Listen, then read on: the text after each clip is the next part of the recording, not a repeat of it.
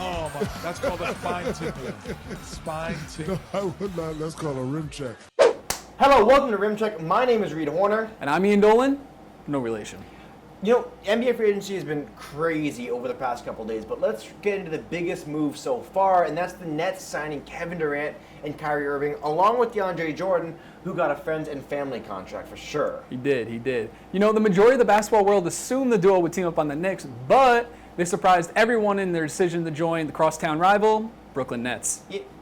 Actually, aren't you a really big Nets fan? Mm-hmm. Were you like as surprised as everyone else that they decided to come? Reed, man, yo, you know me. I've been a Nets fan since day 1 of July.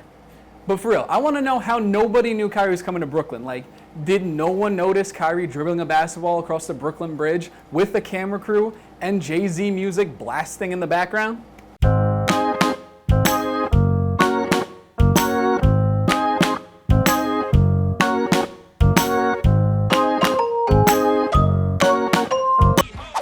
In signing Kyrie, the Nets had to let go of D'Angelo Russell, even after a breakout season and his first All-Star appearance as well.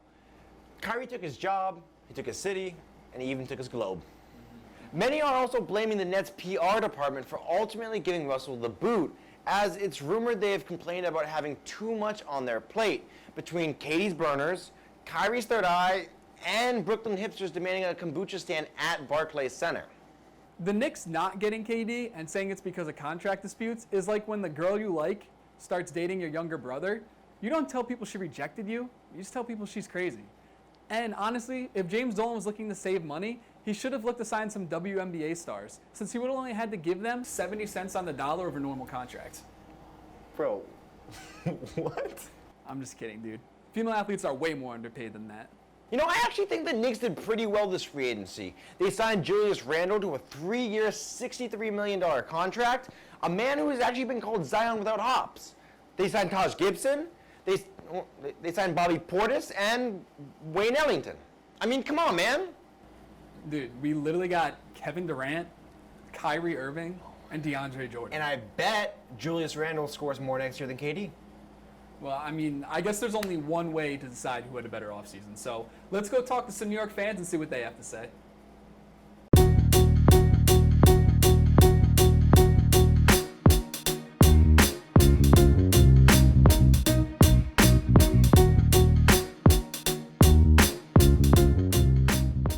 Who won this offseason, the Knicks or the Nets?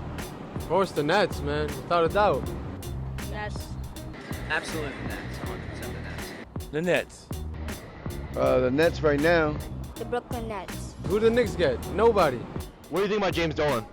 I hate James Dolan. The Knicks are a shambles. Why would you work for Jimmy Dolan? James Dolan, you got right here. That's what you can do, right here, all right? Yeah. Yeah, he's pretty terrible. He should probably sell the team or really step away. We're never going to win while he's there. What do you think about Mikhail Prokhorov? Who is that? That's exactly how it should be.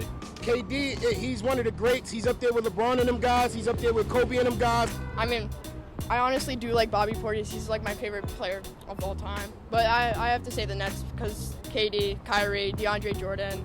Brooklyn Stadium has come from nowhere. Now look at them. Kyrie, man, he's won a championship before, man. He's bringing that pedigree, man, that championship pedigree. Kevin Durant is better than anything the Knicks picked up. Those 6 free agents they picked up is better than any one of them, or all 6 of them together. Kevin Durant didn't even take a meeting with the Knicks. Not even a meeting. We've been rebuilding for close to 20 years under the same owner. Now, if you went to a fast food restaurant and the food wasn't getting better, would you keep going? Nah, right? I thank God I'm not a Knicks fan. New York is the mecca. This ought to be the heartbeat. This ought to be the pulse of New York. And instead it's across the bridge. James, man. Money, Totem of Hell, God Towel, Death Saint Sail, lane panted up, ready for the batter, able to show on the silver table. Not, homeboy. Well, Reed, I guess that settles it. Yeah, I guess so. Speaking of settling, Kemba Walker was a great signing for the Celtics. They finally found that star player who can fill the shoes of Isaiah Thomas. And if Kemba doesn't work out, there is a 3-time MVP that would probably fit. You know, there was also some big news. Jimmy Butler turned down a max offer from the Sixers and orchestrated a sign and trade to Miami.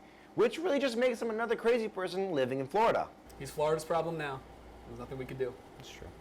After signing Al Horford, the Sixers might actually be the favorites to come out of the East this year. That is until Embiid goes out with back spasms, Horford for knee surgery, and Ben Simmons finally gets done in by that Kardashian curse. It's tragic. As of the filming of this episode, Kawhi Leonard has yet to pick his next team. He's taking meetings with the Lakers, the Clippers, and of course the Raptors. Though Canada came and went, so it's not looking too good for Toronto. But at the same time, I just want to say I don't really see him going to the Lakers still. Why not? He just doesn't seem like the guy who would want the spotlight and the attention that surrounds both the Lakers and LeBron constantly. So let me get straight. You think you understand the wants and needs of Kawhi Leonard? Dude, his mind is basketball's greatest mystery. Yeah, that's a good point, I guess.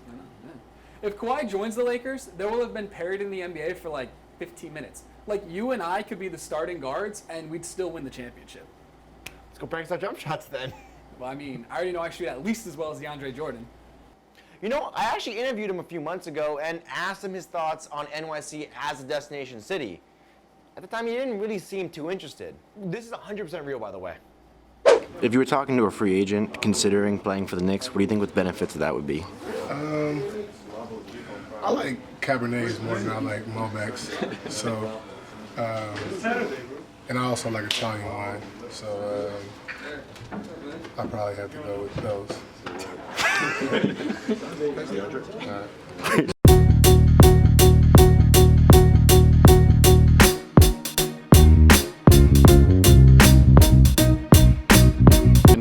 Why is Bobby Portis your favorite player? Just a god. He's like, he can score on anyone, honestly.